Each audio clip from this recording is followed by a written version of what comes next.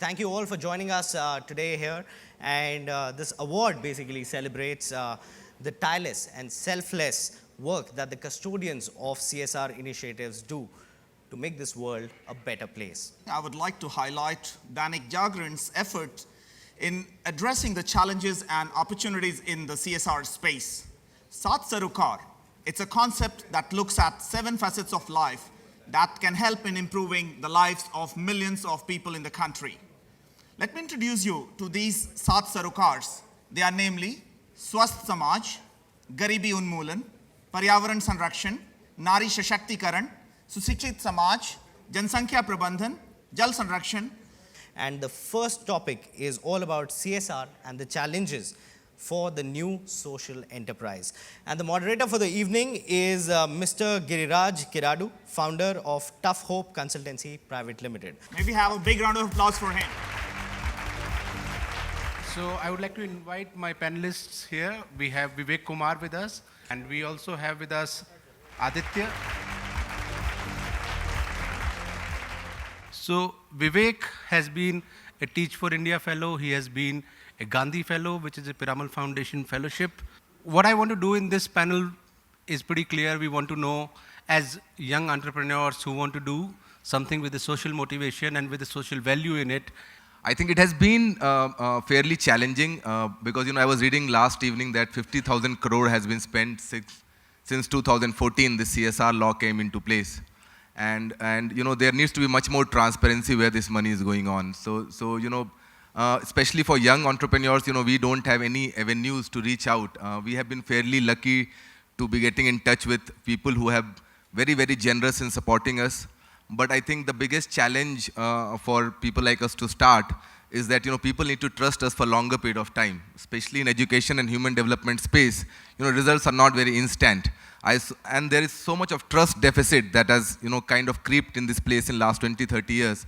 So that people kind of not very confident of investing in human development for a longer period of time, and they expect instant results. But for us, it has been challenging as much as it also has been very rewarding to work in Kotra. I also want to get across to Aditya, and because his challenges have been slightly bigger, because getting CSR in Bihar is an even tougher task. In terms of reaching out to CSR, first thing is the coverage. Bihar has low industry, I would say, density. It's almost nil there. I don't know whether it is a mandate or it is a tendency amongst CSR, but generally people tend to support initiatives within their geographical vicinity. And finally, the sentence where I get to hear from them is, NCR ke aspas kuch kar lo. So this is one challenge. I mean, there might be practical challenges to it. Second one is around the nature of support. So if some people agree to support us, then the next one comes, we can provide you with hardware. Tablet de denge aapko, computer de denge, material de denge. This is what government has already done. And third one is around patience. There is a tendency to look for quicker results. Education is a long gestation period. These 3 are the core challenges, and being McKinsey, I raise 50% of my support funds through crowdfunding. Then I would like to invite Mr. Monu Bhatnagar here, who is with ONGC. We also do have Mr. Srinivas S.N. Rao from REC Foundation. What can we offer, sir? One thing that most of the PSU CSRs I can say, though I'm just about 5 months old to the REC Foundation, but what I see is the sanctions, the money, the 2% whatever, the sanctions are almost, at least I can speak for REC Foundation, is 100%. But where we have not done too well, let me admit, which is very difficult in such forums, but I'll challenge myself, is in the disbursements. That means somewhere implementation is the issue. Yeah, I think ONGC is one of the nation builders. What can we offer them? Yeah. I represent a company which spends 500 crores per annum. And for the last 3 years, we have been able to achieve our targets, and this year again we'll be achieving. So our challenges are very different. The first and the foremost challenge is how to spend 500 crores in a way. The problem with us is, number one, We don't find good NGOs. So what have we done is we have developed a manual. We have our standard operation procedures. What we do to NGOs, we give them a checklist and we ensure that they meet the requirements. I thank you, all four of you. Thank you so much. I would now like to invite Mr. Ravi Bhatnagar, Director External Affairs, AMESA region of Reckitt Benckiser Group on stage. So the topic which is given to me is basically the role of media in behavior change communication. So I would like to speak on that with the three words. One is the courage, second is the commitment, and third is the ambition. Jagran stands for that, and how Jagran is able to do the behavior change communication through various fund grants, and we have also personally experienced what Jagran brings on the table. One is like selecting the partners who don't have the 3 years track records, how to work with those partners, bringing them in the comm space.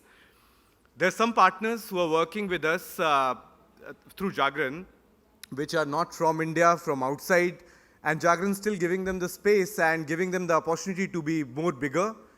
I got an opportunity because of you as a company. I got awarded by the President of India for doing the work and become the, a part of Hall of Fame by the Government of Australia. It's not possible by a company alone. It's important, like, the total equity of the company improves and increases, and media is one of the important drivers to achieve that. But at last, would like to thank the Jagran family who has given me this opportunity. Moving on, I would now like to call upon Mr. Kiradu again. I would also like to invite Mr. Amandeep Singh. Also, we would like to have Mr. L.R. Verma. And we'd also like to invite Shri D.K. Patnakar. We have with us Vivek Sharma here. We have also with us Shifali. You have a generous funding by Piramal Foundation as well.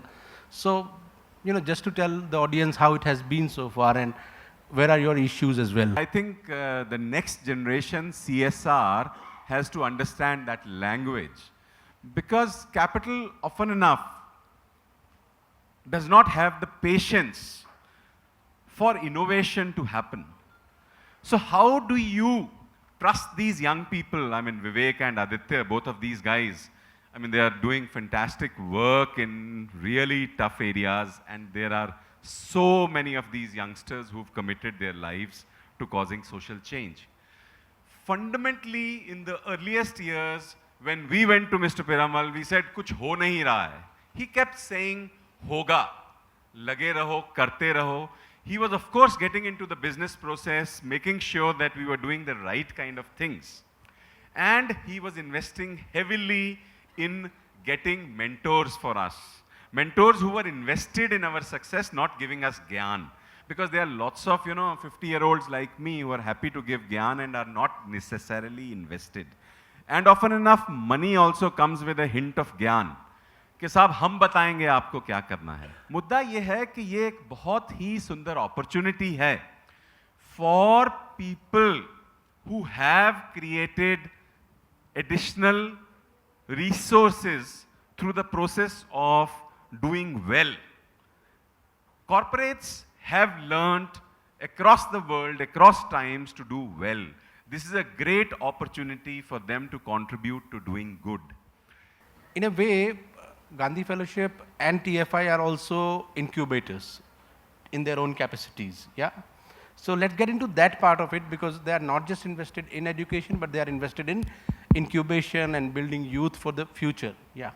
When even Teach for India launched its fellowship, it was a very new idea. And if we did not have the funders who believed in our idea at that point of time, we wouldn't have reached where we are, because a lot of reports, a lot of initial analysis suggested that this program may not work. Youngsters will not switch to a salary of 14,000 per month when they've come from some of the best institutions, and they're not going to take this up. So this is a failed idea, failed attempt. Somebody who believes in the idea and the vision more than how it's actually going to get implemented, the indicators can be created. I think corporate has done a good job at creating metrics of success, at creating, how do you define these performance management systems, et cetera, et cetera. We in this sector are more working on the ground, trying to figure out, solve this complex problem, and there is still no right way to do any of it. I think 6-7 years into the program, we realized that our alumni, we are giving them all the pump that's needed to start their own, enterprises, to go ahead and take the challenge and say that, okay, now you've understood about all these complex problems, now you take up parent engagement, you take up school leadership, you take up, implementing policies effectively. And we realized quickly enough that people are actually not investing in them. So although we've given them all the push and the urge that's required to start their enterprise, they are actually really struggling to get people who are willing to invest in them now. So that's what I think led to the idea of ourselves taking up that role of incubation. What has been your experience working with organizations which are eyeing and scaling up at a big level? Yeah. See, now CSR doesn't remain a domain of only the social sector professionals. In the corporate sector, we have involvement of people from marketing, we have people from operations, we have people from finance, law. Everybody is joining, everybody is bringing the collective expertise to the table. And this is going to be the value addition. Although the implementation part obviously remains a part of social sector professionals, and the corporates to that extent, while doing due diligence, if they can join hands to create a collaborative ecosystem with the potential partners, bringing in their expertise, that lending a hand of technology also. I'm actually amazed that, of course, the whole system has been there for the last 4-5 years, but I've seen so many young entrepreneurs who are coming. They're from top business schools who are coming, who are running again, young social enterprises. Yes, we are handicapped because of this 3-year, whatever that embargo, whatever rules are there. But at the same time, I always make it a point to sit across with them across the table and help them develop a mutually agreeable system wherein it is actually a value addition. While we are investing in health, education, all these issues, let's make it clear, we are not trying to replace the government. Government is doing their activities. We are only complementing the government by putting in additional 2% to that, to again bridge the gap and do that, going in additional mile, so that the organizations, so that the society benefits from the whole thing. Like ONGC, NTPC is again one of the nation builders. So how has been it for you? And these kind of, when you see products like these, like TFI, which has been tested for 10 years, a Gandhi Fellowship program which has been tested for 10 years, what would your response be like? NGOs, the foundations, the entities whom we are looking for, investing our close to 100 crores per year CSR fund, we look in them the passion for the last person standing in the queue, as is quite rightly said. The fact is that as a company, GAIL India Limited, with more than 12,000 kilometers of pipeline buried under the very same people whom we are trying to address by way of CSR, has been really helping out those people in a number of ways. Of course, sustaining their livelihood when they come to us in the name of PAP and all that. Coming back to the basic area of CSR, I will say that the investment that GAIL India Limited does into the field of social improvement, we try to focus. First of all, we try to align with the government guidelines and directives. Thank you so much, everybody, and thank you. Thank you. Yeah.